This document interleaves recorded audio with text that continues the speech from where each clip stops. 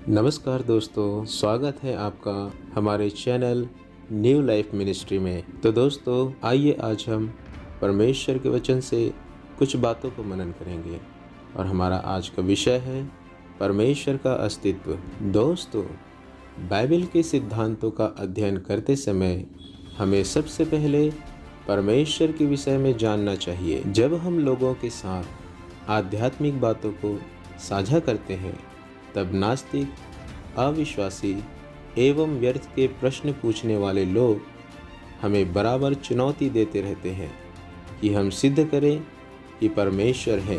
दोस्तों, स्वाभाविक मनुष्य के लिए किसी ऐसी वस्तु में विश्वास करना कठिन है जिसे न तो वह देख सकता है, न छू सकता है और न अनुभव कर सकता है।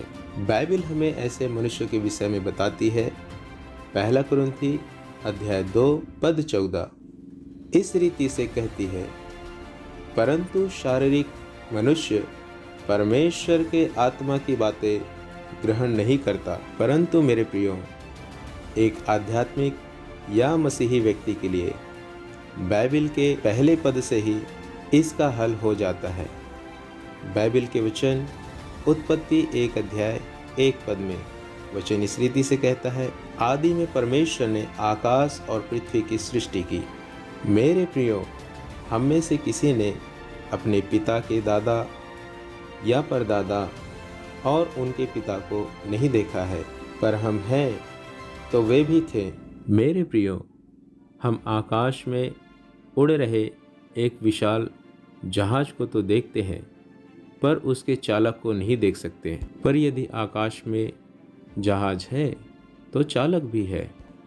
इसी तरह आकाश और पृथ्वी है तो इनमें जीवन बिताने वाले प्रत्येक जीवों को बनाने वाले परमेश्वर भी हैं।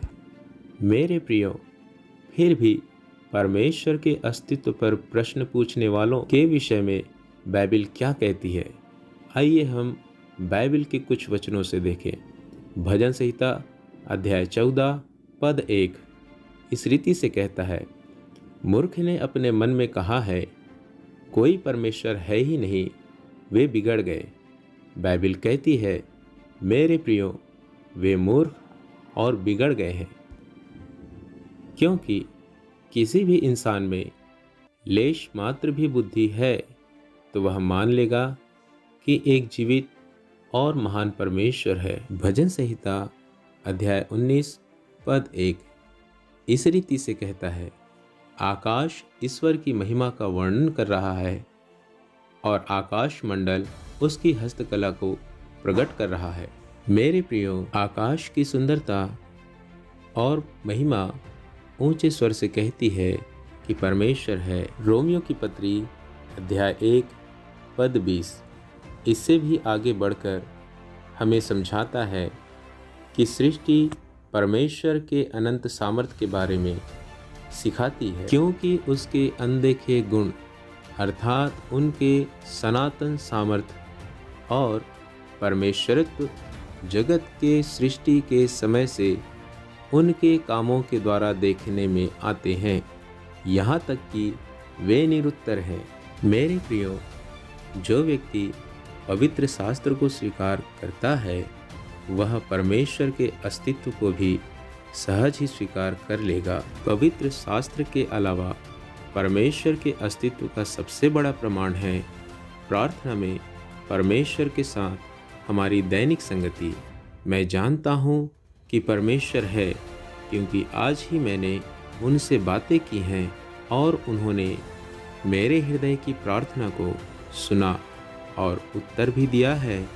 मेरे प्रियो, परमेश्वर है तो संपूर्ण सृष्टि मैं और आप है।